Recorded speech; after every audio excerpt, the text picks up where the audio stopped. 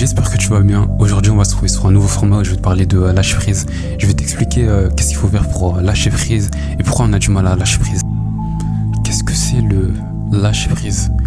Tu vas me dire, je comprends pas. En fait, lâcher prise, c'est-à-dire dans ta vie, quand tu as une situation que tu peux plus contrôler, c'est-à-dire que tu la remets entre les mains de Dieu.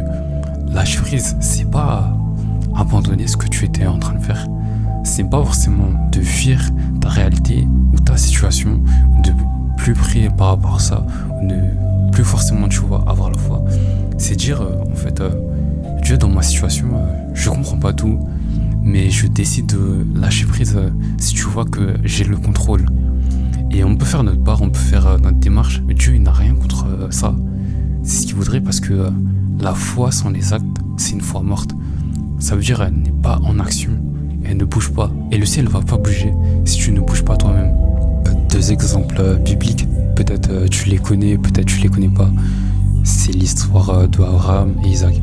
Dieu a demandé à Abraham de sacrifier Isaac, l'enfant de la promesse, l'enfant du miracle. Abraham a accepté. Il a lâché prise sur ceux qui le tenaient le plus à cœur. Et c'est là que Dieu est intervenu, soudainement, au dernier moment pour dire « Ne touche pas à l'enfant ». La peur de perdre quelque chose, si on laisse Dieu le contrôle, la peur du vide, par exemple que ce soit financier, que ce soit l'argent, que ce soit un logement. Des fois on est là, on dit oui Dieu je te fais confiance, mais quand Dieu te dit donne-moi ça, je suis là en mode ah Seigneur non, je veux pas. Ben là ça montre que tu as pas totalement encore confiance en lui pour certains domaines.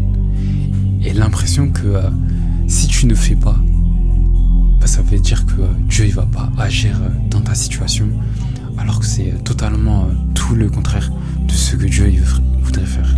Je sais que lâcher prise, ça n'est pas forcément évident quand tu marches avec Dieu, mais c'est un apprentissage.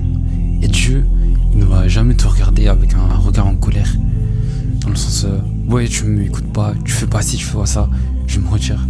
Non, Dieu il est toujours là auprès de toi, peu importe de comment tu avances dans ta marche. 1. Qu'on n'a pas le contrôle, surtout on ne peut pas tout comprendre. 2. Remettre tes projets en prière. 3. Accepter de ne pas avoir toutes les réponses tout de suite, ou même de jamais les avoir. Et 4. Obéir à Dieu, même sans comprendre. Faut savoir qu'on marche par la foi, et non par la vue. Par ce qu'on voit, mais par la foi, par ce qu'on voit pas encore et que Dieu va accomplir dans nos vies. C'est pas de fuir, c'est dire Seigneur, actuellement dans ma situation, je comprends pas tout, mais je te remets le contrôle de ce que je peux pas contrôler. On peut faire notre part, on peut faire les démarches, mais le reste appartient à Dieu. Et parfois, le fait de vouloir tout contrôler, c'est comme si tu empêchais Dieu ou le Saint-Esprit d'agir dans ta vie, dans des choses qu'il voudrait mettre en place ou permettre. Mais toi, tellement que tu vas avoir le contrôle sur tout, tu l'empêches d'agir. Et du coup, lui, il se retire. Parce que le Saint-Esprit ne va jamais se forcer à entrer dans ta vie si toi-même, tu ne le laisses pas entrer à ton tour. Silence. Et si c'était parce que Dieu voulait juste que tu respires, que tu lui donnes les commandes de ta vie et que tu arrêtes de tout contrôler par toi-même. Quand tu lâches, Dieu agit. Quand tu t'éloignes du stress, tu t'approches de la paix de Dieu qui est céleste et qui n'est pas humaine par nos émotions ou par ce qu'on peut vivre au quotidien ou même toutes les situations qui peuvent nous submerger. Il ne veut pas juste t'exaucer, mais il veut marcher avec toi, comme je te l'ai cité, comme avec un enfant. Dieu, il nous voit comme des enfants. Il veut qu'on marche main dans la main avec lui. Un enfant, tu vas marcher avec lui dans la route, tu vas jouer. L'enfant, il va te tenir la main, il va te faire confiance. De la même manière, Dieu, il veut que tu sois pareil avec lui. Sois béni et encouragé.